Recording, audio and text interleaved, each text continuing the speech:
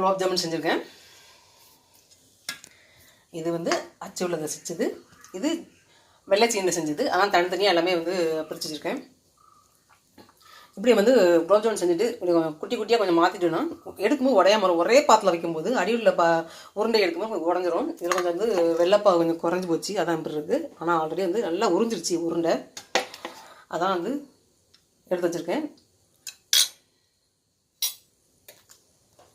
இது அச்சு உள்ள பாவில் செஞ்ச குலோப் ஜாமுன், இது வெள்ளை சீனில் செஞ்ச குலோப் ஜாமுன், அதை பாகா உருக்கி செஞ்சுருக்கேன். ரெண்டுக்கும் டிஃப்ரென்ஸ் டேஸ்ட் பார்க்கும்போது தெரியும். ஆனால் வந்து ஜீரோபா கலர் வந்து இதில் கொஞ்சம் வெள்ளையாக இருக்குது. இந்த மாதிரி ஜீரோபா வெள்ளையாக இருக்குது. இதில் வந்து அந்த அச்சு உலத்தோட கலர்லாம் சேர்ந்து இப்படி இருக்குது. கலர் பொடிலாம் சேர்க்கலை, அதான் இப்படி இருக்குது.